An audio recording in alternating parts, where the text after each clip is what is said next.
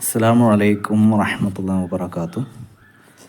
മൂന്നാം ക്ലാസ്സിലെ തിലാവയിലെ തദ്രീബ് തിലാവയിലെ 8ാമത്തെ യൂണിറ്റിലുള്ള ഇദ്ഗാമും ബിഗുന്ന ഇദ്ഗാമും ബിലാ ഗുന്ന എന്ന ചാപ്റ്ററിനെ കുറിച്ചിട്ടാണ് നമ്മൾ ഈ വീഡിയോയിൽ പഠിക്കുന്നത്.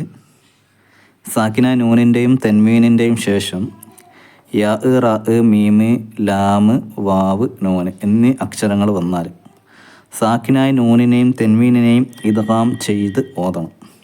അത് എങ്ങനെ മണിക്കണോ, മണിക്കാൻ പാടില്ലേ, അതൊക്കെ ആണ് ഈ ഒരു വീഡിയോയിൽ നമ്മൾ ചർച്ച ചെയ്യുന്നത്. എങ്ങനെയാണെന്ന് നോക്കാം. ഇദ്ഗാം പ്രധാനമായിട്ട് 2 തരത്തിലാണുള്ളത്. സാക്കിനായ നൂനിൻ്റെയും തെൻവീനിൻ്റെയും നിയമമായിട്ടുള്ള ഇദ്ഗാം 2 തരത്തിലാണുള്ളത്. ഒന്ന് അൽ ഇദ്ഗാമു ബിഗുന്ന, 2 അൽ ഇദ്ഗാമു ബിലാ ഗുന്ന.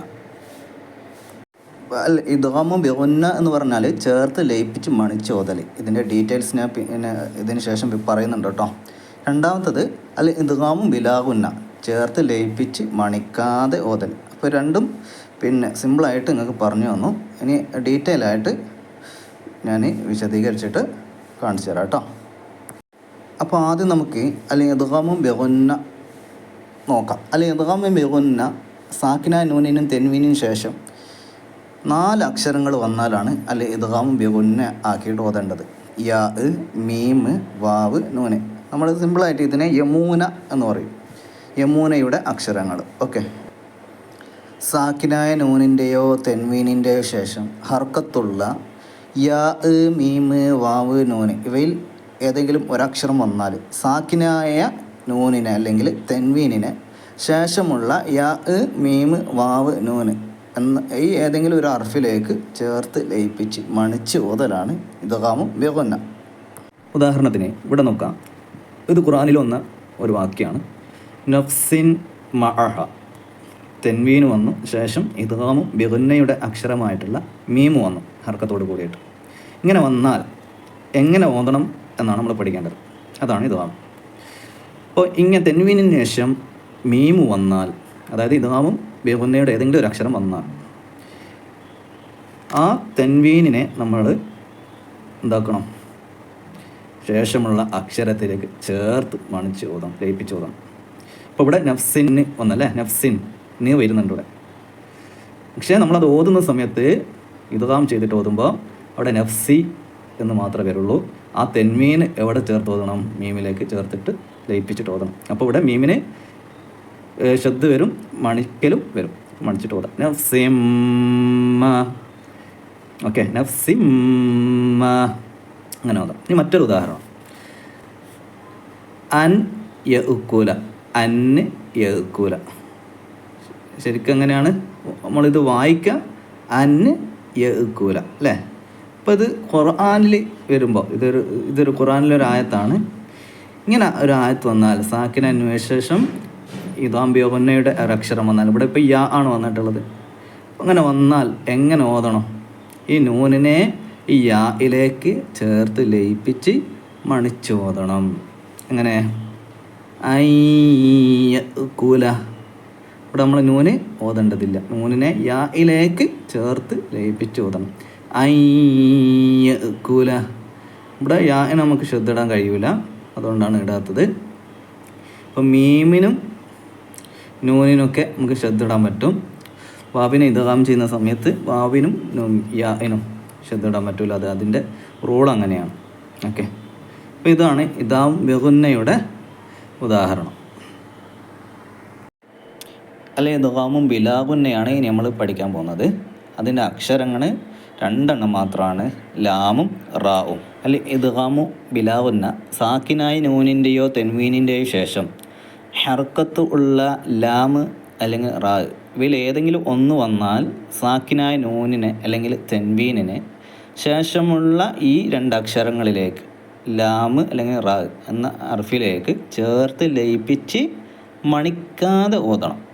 ഇതാണ് ഇദ്ഗാമു ബിലാ ഗുന്ന എന്ന് പറയുന്നത്. നേരത്തെ ഇദ്ഗാമു ബിഗുന്നയാണ് പറഞ്ഞത്, അത് മണിക്കലോട് കൂടിയിട്ട് ഓതലാണ്. ഇത് മണിക്കാതെ ഓതലാണ്. മണിക്കാതെ ഓതേണ്ട സന്ദർഭങ്ങൾ സാക്കിനായ നൂനിനും തെൻവീനു ശേഷം ഈ 2 അക്ഷരങ്ങൾ മാത്രം, ഏതൊക്കെ ലാമും റാവും മാത്രം വന്നാലാണ് ഇദ്ഗാമിൽ മണിക്കാതെ ഓതേണ്ടതുള്ളൂ. ഇദ്ഗാമും ബിലാ ഗുന്നയുടെ ഉദാഹരണം നമുക്ക് നോക്കാം. ഇവിടെ ഇപ്പോൾ തവ്വാബുൻ റഹീം നമുക്ക് കാണാം. ഖുർആനിലെ ഒരു വാക്യമാണ് തവ്വാബുൻ റഹീം. തെൻവീനിന് ശേഷം ബിലാ ഗുന്നയുടെ ഇദ്ഗാം ബിലാ ഗുന്നയുടെ അക്ഷരമായിട്ടുള്ള റാ വന്നു. അപ്പോൾ തെൻവീനിന് ശേഷം റാ വന്നാൽ തെൻവീനിനെ എന്താക്കി ഓതണം? ഉന്നത്തില്ലാതെ തെൻവീനിനെ റായിലേക്ക് ചേർത്ത് ലയിപ്പിച്ച് ഓതണം. അപ്പോൾ ഇങ്ങനെയാണ് ഓതാം. തവ്വാബുർ റഹീം. ഓക്കെ, തവ്വാബുർ റഹീം. ഇവിടെയുള്ള തെൻവീന് നമ്മളെന്താക്കി? ശേഷം ഇദ്ഗാം ബിലാ ഗുന്നയുടെ അക്ഷരമായിട്ടുള്ള റാ വന്നത് കൊണ്ട് തെൻവീനിനെ റായിലേക്ക് ചേർത്ത് ലയിപ്പിച്ച് മണിക്കാതെ ഓതി. ഓക്കെ, മണിക്കരുത്, മണിക്കാതെ ഓതി. അങ്ങനെയാണ് ഇദ്ഗാം ബിലാ ഗുന്ന ചെയ്യേണ്ടത്. മറ്റൊരു ഉദാഹരണം നോക്കാം നമുക്ക്. അൻ ല, സാക്കിനായ നൂനിന് ശേഷം ലാമു വന്നു. സാക്കിനായ നൂനിനെ നമ്മൾ ലാമിലേക്ക് ചേർത്ത് ലയിപ്പിച്ച് മണിക്കാതെ ഓതണം. അപ്പോൾ ഇങ്ങനെയാണ് ഓതേണ്ടി വരിക. അല്ല, അവിടെയുള്ള സാക്കിനായ നൂന് എന്താക്കി? ഇവിടെ ഉണ്ടായിരുന്ന സാക്കിനായ നൂന് ലാമിലേക്ക് ചേർത്ത് ലയിപ്പിച്ച് ഓതി. അപ്പോൾ അങ്ങനെയാണ് ഖുർആനിലുള്ള ഇദ്ഗാം ബിലാ ഗുന്ന നമ്മൾ ഓതേണ്ടത്.